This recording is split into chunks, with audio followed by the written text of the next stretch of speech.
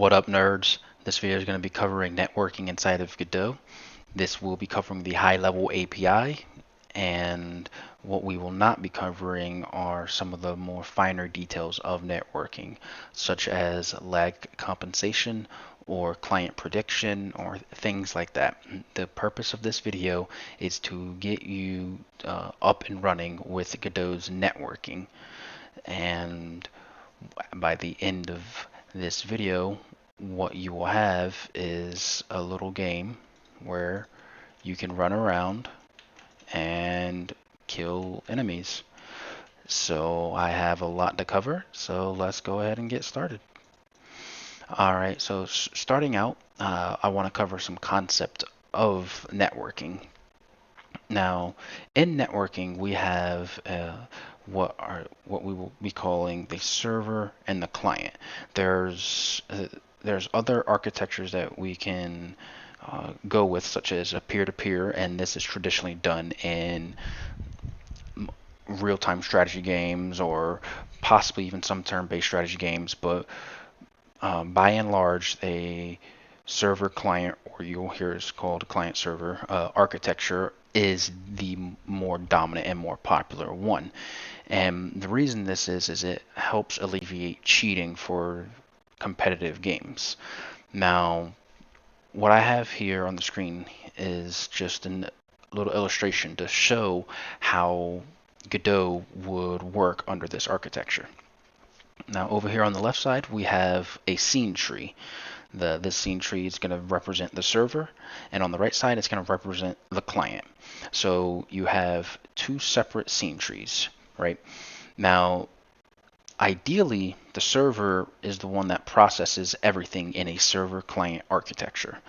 So what that means is the server is the ultimate authority. The game itself is actually being played on the server, whereas on the clients, those are acting more like viewports into the game. You pretty much want the clients to just be sending input to the server, and then the server processes that input and then sends it back to the client. Now, that can create some problems when it comes to lag, but we can talk about that towards the end of this video. Now, inside of Godot, it is very important with the high-level API that your scene trees match. And the reason this is because when you try and do a network call from, say, the server to the client or the client to the server, it relies on your node paths. You have what is called an RPC, and that stands for Remote Procedural Call. That is how you can talk to your peers, your connected peers, over the network. And inside of Godot, when you use that functionality, it relies on the node paths. And when I pull up the scene trees for the game that I showed, it'll kind of make more sense. Now, something that is very important to understand is something called network authority. So what network authority means is which peer or which connected client would have the authority to pass commands to this node. So who has ultimate control over this node. Now, and here I've color coded them as blue and purple respectively. Master being who has the network authority, and puppet being who does not have network authority. So on the left, we have the server's scene tree. By default, anything that you spawn in network, the server has the authority by default. So that's why everything on the server is colored blue. They have the network authority here, here, and here. But this right here is a connected client. So the client over here on the client side, this right here represents that they do not have the authority over this node. nor do they have the authority over this node. But they do have the authority over this node. And same with this one. They don't have authority over that node.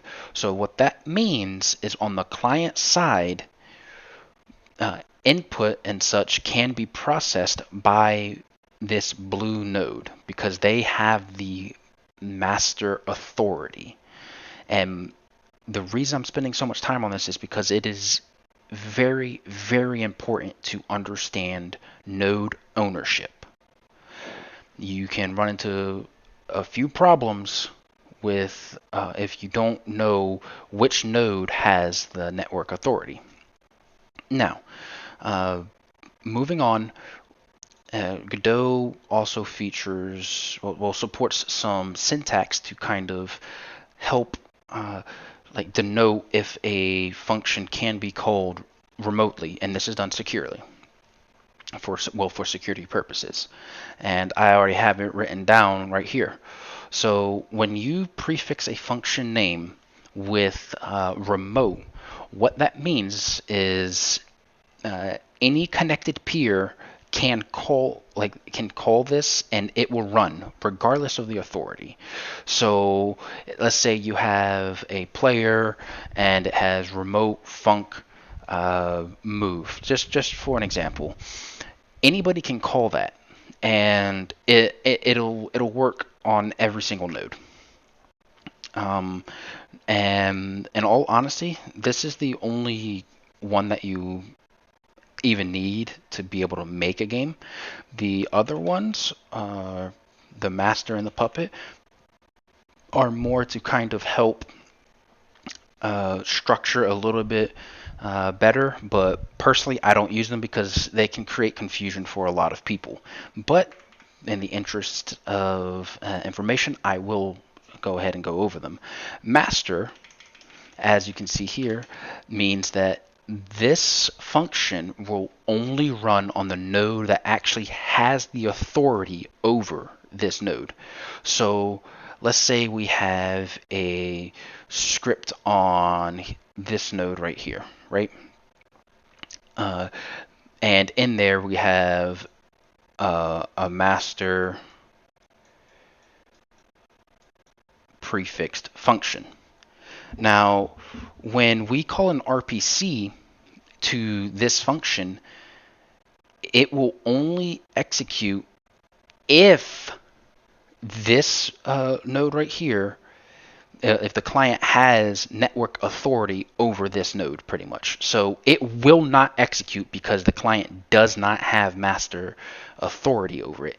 It will execute, however, on the server over here on the left because it does have master network authority. It is the one who owns it via network. And the same thing with the puppet. It will only run on a node that does not have network master authority. So pretty much it's just flip-flopped. And it can get kind of confusing for some people. So I generally don't use these. You are more than welcome to. It's completely up to you, but I normally stick with just remote and remote sync. Now, you may be asking, what is this sync postfix on these keywords? All that means is that not only will this be executed remotely, it will also be executed locally. And there are some times where you actually want to do that, and again, completely up to you. There's ways around it to where you can only use the remote keyword. Now there is another, there is more network functionality that I did not go over, and the reason I'm not doing it is twofold. One, it's being deprecated in Godot 4.0 due to efficiency reasons, and two, I don't really see the purpose behind it because it is wasteful. It made sense when it was introduced, but after gaining some experience, it's really not, and that is called rset. What that does is it allows you to remotely set a variable. Now, The reason this can be seen as wasteful is because that costs extra bandwidth and extra like processing power and all that for something so minor, because it would be better to set multiple variables on an as needed basis through RPC calls. Plus, it is being deprecated in 4.0, so we shouldn't really spend any more time on it. All right, so that pretty much covers the networking side and the high level overview. So let's go ahead and get to the actual game itself. Now here I have the game set up already, and I'm doing this in the interest of brevity. So the first thing you want to do is create a script anywhere that you want, and you can call it network. Now, this is a pretty common name for this kind of functionality, so this is why I've opted to go with it. And once you do that, go ahead and go into your project settings, go into your auto load, and make it an auto load. This way it is accessible everywhere. It kind of makes things easier, so and it's always in the scene tree. Now, we can go ahead and add all this if you want. So the max peer count, it's just a number to denote how many connected people you would like for your server.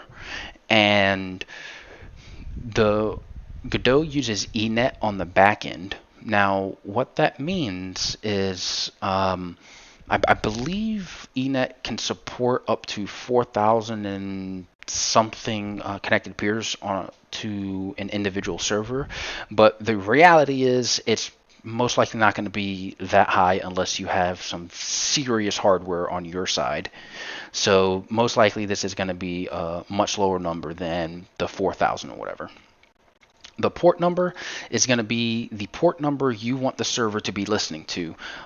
You generally want to set this higher than, I believe, 1024, because everything below that is pretty well-known ports, and you can look at them as reserved ports for other purposes for that you don't want to be touching.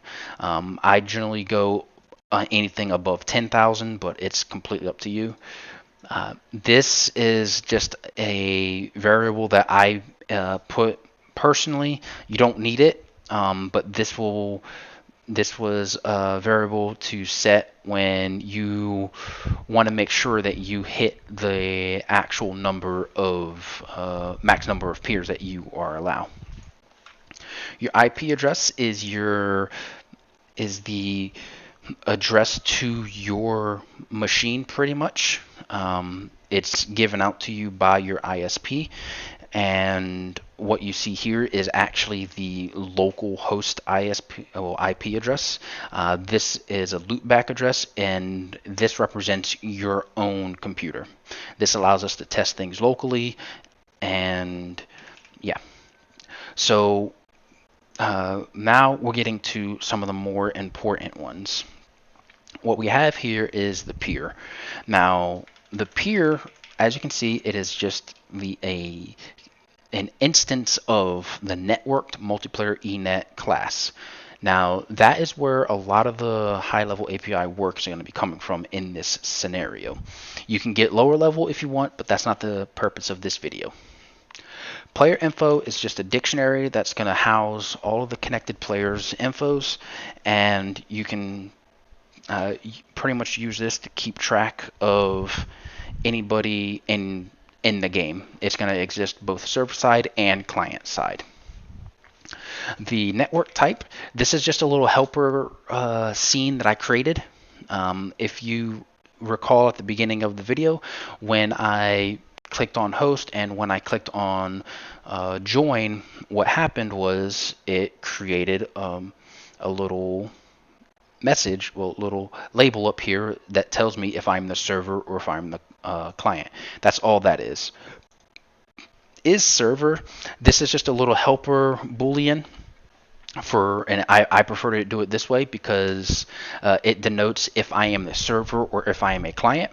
You can get this you're on your own by doing a get tree dot is network server call, but I don't like having to do that so often. So I just created a variable in the networking autoload, and it's accessible anywhere. Connection count. This is a variable you don't necessarily need, but it pretty much counts up until it can get to this target peer count. UPnP is a class that I will go over later, so you can kind of ignore it. And player name, you can ignore this as well. So starting out, what we want to do with the networking node is go ahead and connect the signals. And let's go ahead and open that. And these are all the signals that you would want to connect to. Now, so the network peer connected is when a peer actually connects to you, and disconnected is when a peer leaves. Connected to server is when a client can successfully connects to a server. So this does not get executed on a server, whereas the peer connected and disconnected, they do get executed on a server. Server disconnected is when the server shuts down, and connection failed is when you can't connect to the server. Okay, so what we're going to go ahead and do now, and once we have all those set up, what we want to start doing is start creating the methods for these signals. So when the network peer connected signal fires off, it gives us the peer ID. I've opted for player ID. It just makes it more sense in my head. Now, what we're going to do, this is just a debug statement. What we're going to do is take that information and add it to a dictionary. And if you have a way to actually register names, this is where you would put the actual name. That way, later on, you can easily get the player's name. Now, as you can see here, I have little comments here. It is this, as I stated before, it gets called on both the client and the server. The client's going to tell the server that, hey, I'm connecting, and then it's going to be like, and this is my information, and the server's going to do the same thing, but vice versa. Now, once this happens, we're going to call RPC underscore ID. And this is that remote procedural call that I was telling you about. So what the ID means is each peer gets an ID. That is a unique ID to be able to identify them. So the RPC ID means I want to send a remote procedural call to this peer specifically. So when somebody connects, after we set up their information, we then talk to that other person like, hey, this is who you need to, this is our information, go ahead and add it. So we can go ahead and check the register player, and because I'm using an RPC, it has to have this remote function, this remote keyword. And on here, as you can see, all I'm doing is taking the information that it sends me from right here. So the information that we've registered as the player, and we're sending it to the register player function, well, RPC function. And then this player info, which recall is this dictionary at the very top, the ID, which we get it by this call right here. This way we know who is sending it to us. And remember, the RPC sender ID is a unique number. So that means in order to get that peer that we care about specifically, we can just access the player info and get their ID. And then we save that player info. And then bam, the player is registered.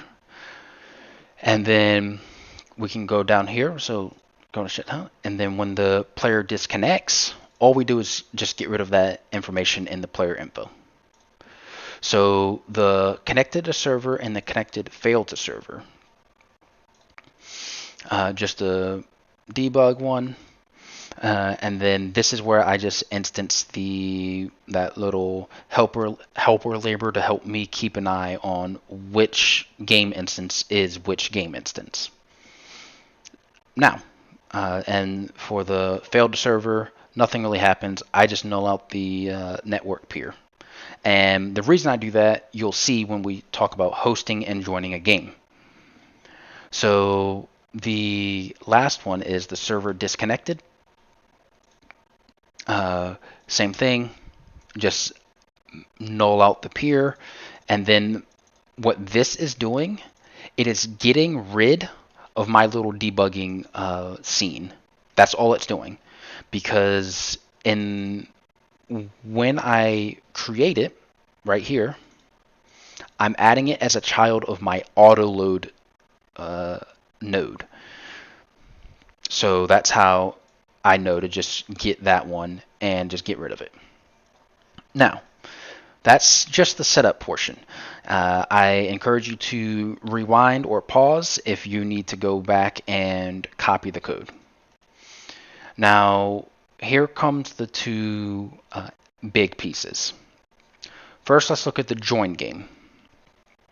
What we do is this is completely optional, the compression mode. It's completely optional. I just had this for testing purposes to see any differences, but that's something that you can look into at a later time. You do not need this line of code.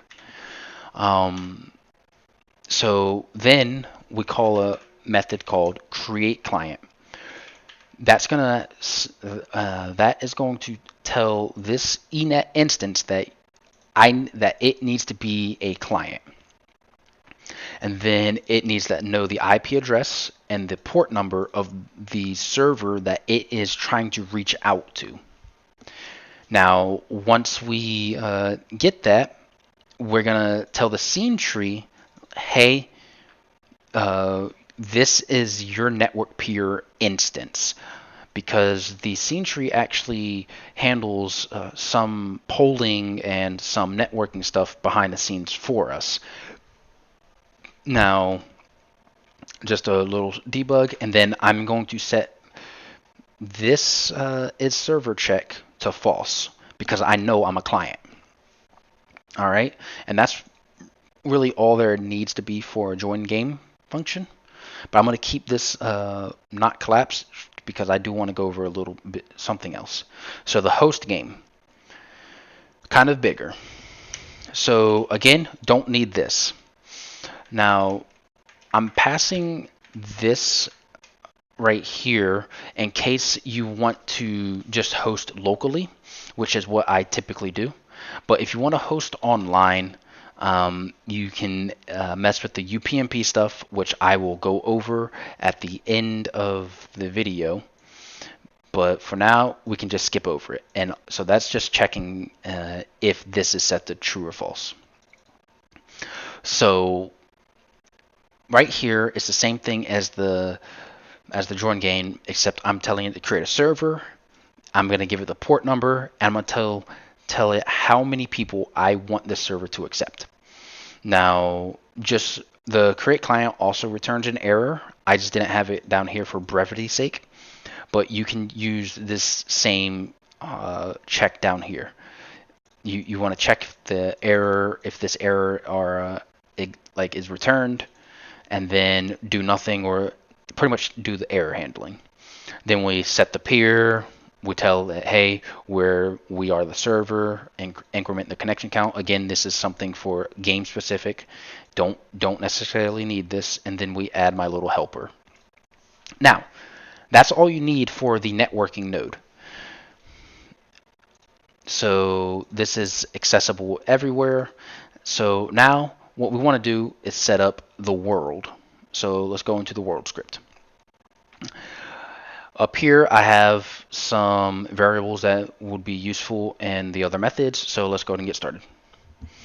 The ready function, what I'm going to do is check if I'm the server, because I only want this to run if I am the server. Go ahead and instance the player. I'm going to set the player's name to 1. And this is very important. The server's unique network ID is always 1. And that is very important to remember. It is always 1. That is why I set it to 1. And it is recommended to set your players, like your peers' names, like their node names, to be their peer ID. It just makes things easier. Then I'm going to go ahead and add the player as a child to my little players container. And then I'm going to set its global position to this little, wrong button. I'm going to set the global position to this position's global position, and then I'm going to just get rid of it. Remember, look, I am doing a free call. I'm not doing a queue free call because I need this start position to be removed immediately. I don't want to do anything else with it. Now, once I do that, in my dictionary up here, I'm going to insert a key, that key being my peer identifier, and then I'm going to just assign the global position. And then the value is going to be the global position for that I just set. And then I'm going to go ahead and spawn the clients. So let's go ahead and go here. So for each peer that I have in my player info, which again is right here, which everybody registers their information to, I'm going to spawn them a player. I'm going to assign their name to be their peer ID. I'm going to give them authority over that player that I just spawned, add it to my little collection of players, set their position, get rid of the next position. So it's kind of like a queue.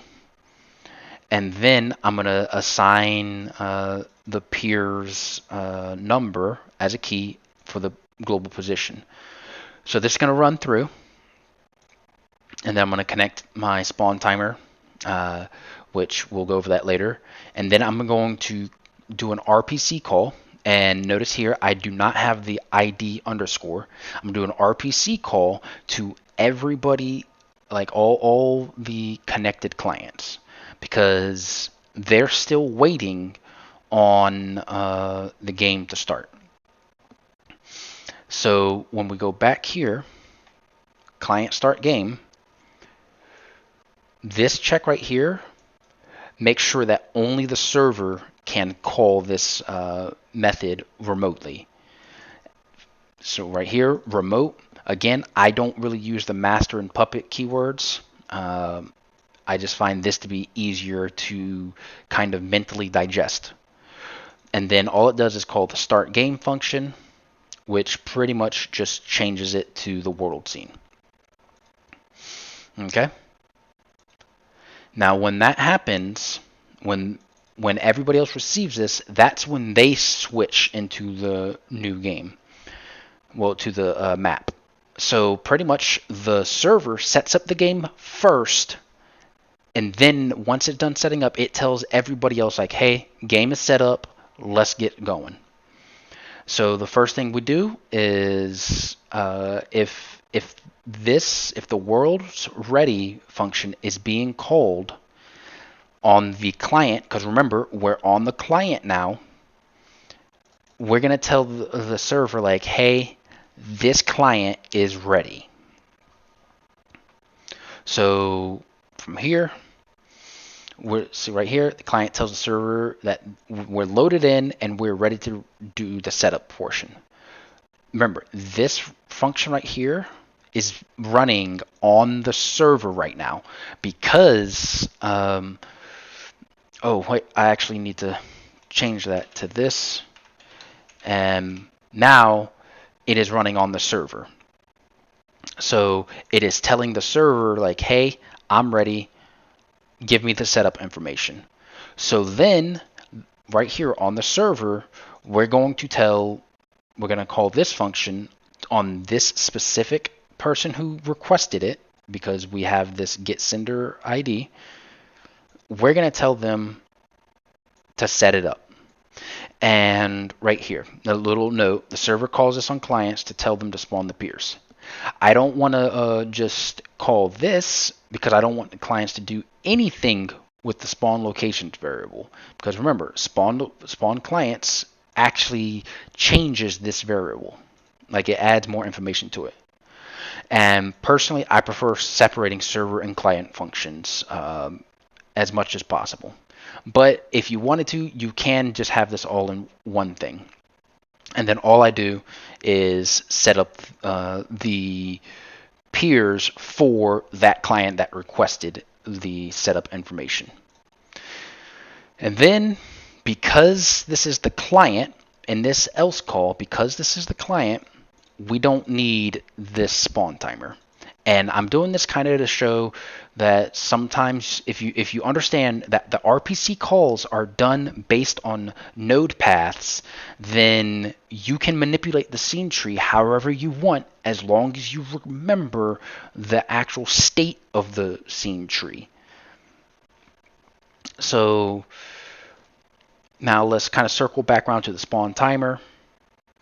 All that happens is, hey, on the server, the timer the signal fired off. So we're going to go ahead and create the enemy, and we're going to increment the count by 1. And this is very important. Now, if you don't give a node, like a runtime spawned node, an actual name, Godot is going to generate one, and it can be anything. Now, because it is very important that node names match on the server and all connected peers and everything, we want to have the server control the name of this node. So what I'm doing is I'm incrementing the count, assigning the name, and then assigning the count. That way, when the server spawns it, it's like, hey, this is enemy 20. Then down here, I'm going to tell them like, hey, spawn this enemy, and this is the enemy's name. So what I'm also going to do is I'm going to set the target for the enemy, and when we get to the enemy script, you'll see why. And all this line does is just chooses a random player. That's all it does. Adding the child, setting its position, and now I'm telling all clients to spawn a new enemy. That way we try and remain in sync as much as possible. I am going to tell them the name, and I'm going to tell them the target name. In Godot 3.x, you cannot replicate an entire node. You have to replicate either the node path or some kind of identifier so you can get the node on the other side. And that's why I'm giving the target name. So right here, I just make sure it's only the server's calling this, instance it. I give the name that the server told me to give it. And then right here, I'm assigning the target by getting the actual node, just doing a get node call. The target name is going to be accurate because remember, we named our players their peer ID. Add the child, set the global position. All right, so that's the setup portion. Now, something that I did forget to go over on how we even got here was the main right here. You have a bunch of different buttons, and all I'm doing is connecting to their press signal, and I'm passing in their actual text. And then based on whatever they click is based on what I do. Remember, for the host game, I'm passing false because I do not want to host online because I'm trying to test locally.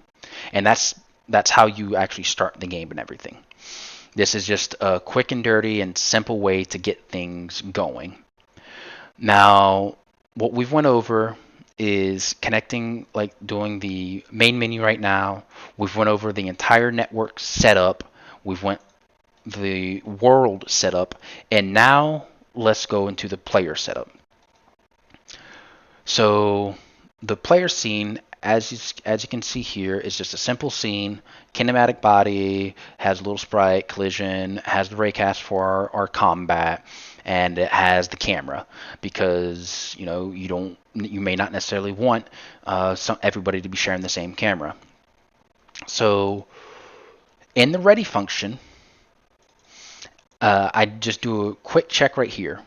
If this node that gets spawned is the network master, remember this goes back to this little diagram right here.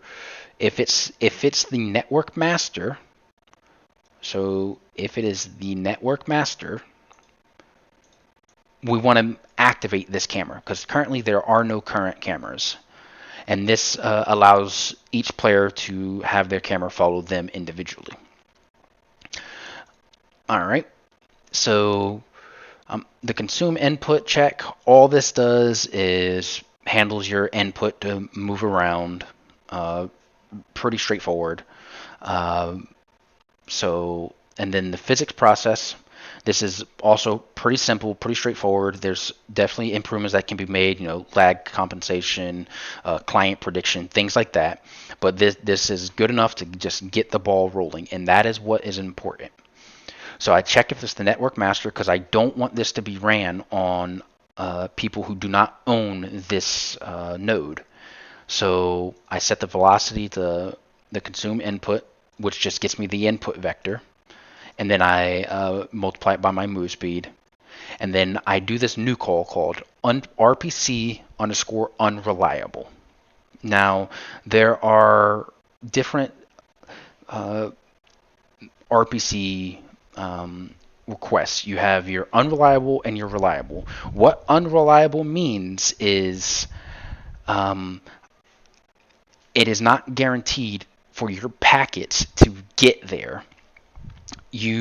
This is generally preferred for things that you're going to be updating a lot, such as this, which is like my movement. It's okay if some packets get dropped, not that big of a deal. But for gameplay important things, you want to use reliable, which is what RPC does by default. So if you just see RPC and then the RPC call, it's being done reliably, which means that you are guaranteed that the packets will be received. And you want to you want to use that for things like picking up like quest items, doing damage, things like that. But movement unreliable is generally the preferred way. Then I call this remote function, and I send in the new velocity. Now I have a pretty big message here, and it just covers what it's doing. It's telling all the peers that we're doing. Now, in the proper server client architecture, this should be relayed directly to the server. So the client should tell the server like, hey, I am moving. And then the server says, let me validate that you can do this move. They validate it, and then they send it to every other peer, as well as the connected client saying, hey, you're good to do this. I'm not doing that in this case because and this note says, I prefer to focus on co-op games. I don't care if people cheat in their games because it's co-op. It's their prerogative, in my opinion. And yeah.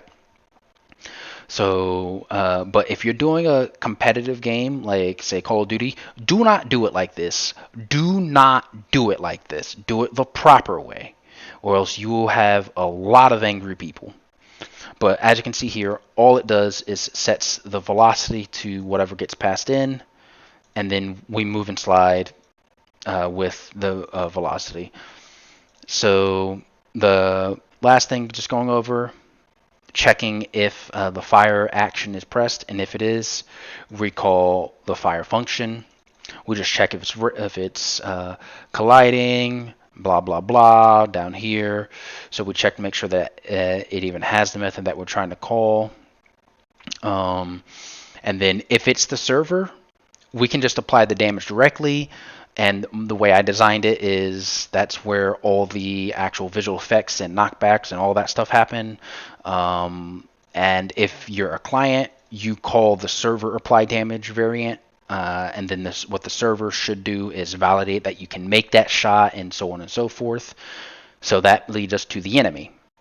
Now the enemy, I just have the velocity, the move speed, some health, and the target. Now remember, back in the world, I set the target And the reason being, so they can actually move towards the target. So here it is, the target.